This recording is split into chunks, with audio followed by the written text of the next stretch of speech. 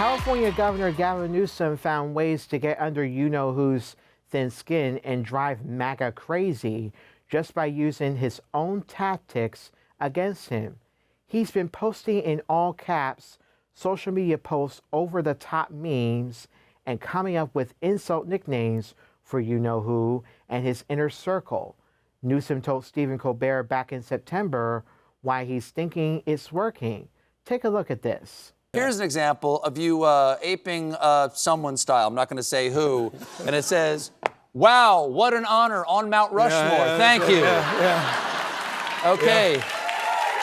Wow, an honor. Thank you. Nobel Peace Prize. So feels good. It does. It does. It feels congratulations. Good. By the man. way, thank you for acknowledging. Yes, well, you got to. You earned that. In order. You earned that. You've got some pretty good merch here too. No, thank you for that. I like this one. Newsom was right about everything. That's right. Yeah. Everything. What people appreciate is that we're willing to fight, and not only fight symbolically by having a little bit fun, but fight substantively. We have 41 lawsuits against this son of we're pushing back and we're winning. I fear that we will not have an election in 2028. I really mean that in the core of my soul, unless we wake up to the code red, what's happening in this country, and we wake up soberly to how serious this moment is. Yeah. So will trolling you-know-who help Newsom in the future or something? I mean, the way Newsom was going at it is like, I like what Newsom was doing to, like, fight back against, after what all the issues that have been occurring here ever since who took back the office again here. But I mentioned earlier in the show about, where could there be a possibility that who could run for a third term here.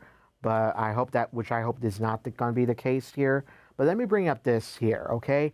Under the Constitution as it stands, who cannot serve a third term in office is explicitly barred by the 22nd Amendment, okay? Changes to the Constitution are extremely difficult and rare, as they require 2/3 majority vote in both the House and the Senate. And states can also spur an amendment, but it requires 2/3 of the legislatures to call a constitutional convention and 3/4 to ratify it, or I should say 3/4 to be specific here. But who won the 2016 presidential election against Hillary Clinton, becoming the 45th president of the United States from 2017 to 2021, but then he lost the 2020 election against former President Joe Biden.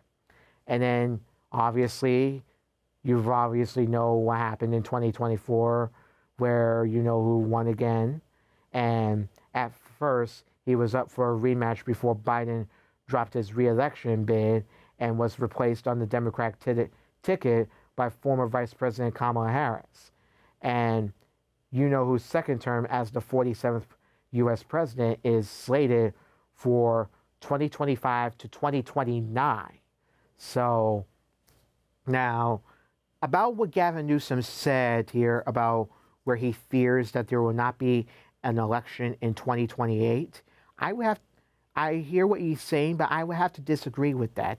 I believe there will be an election in 2028. So it could be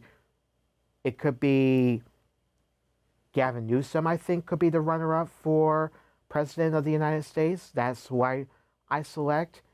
I also would select Kamala Harris as a runner-up for Vice President. I mean, as someone who could be Gavin Newsom could run for president, and Kamala Harris could also run for president in 2028. And those are the top two that I'm selecting, that I'm choosing from. And anyone else that would say that they will want to run for president in 2028, I'm not 100% sure, but that's only a couple years from now. This is 2026 right now, so we got a couple years to go until the 2028 election. So, and speaking of 2028, Stevie Mnuchin, I'm waiting to see if Harriet Tubman is going to be on the $20 bill, okay? Because I know you're going to wait till 2028 to put it on there, all right? Not to get off topic, but you got to put Harriet Tubman on the $20 bill immediately, okay? All right. Oh, here's something I got interesting that you should probably know here. But I don't know if it could be all talk, but this is what you know who said here, that he probably won't run for a third term. He has repeatedly floated the idea of running for a third term on his second presidency. In a March NBC interview, well, I guess March of last year, 2025, he said that there are methods to make it happen, including if Vice President J.D. Vance runs for office and then hands the role to you-know-who.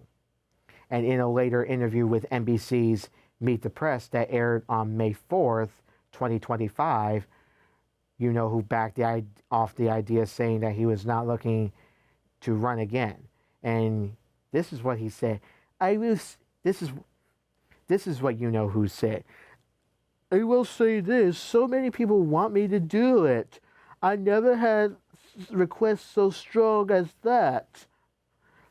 But it's something that, to the best of my knowledge, you're not allowed to do here. I don't know if that's the constitutional that they're not allowing you to do or to make anything else of it.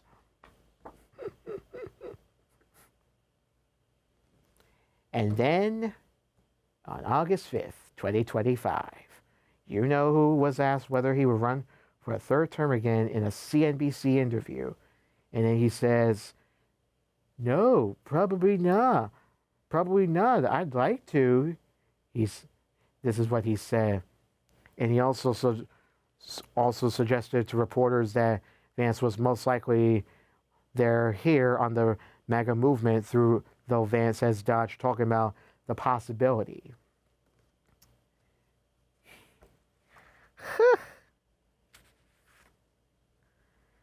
I don't know what else to say, but I hope there will be an election in 2028, but not with this person that I just referred to, that I just read, that I just, did just now, or. So, we'll be back, okay?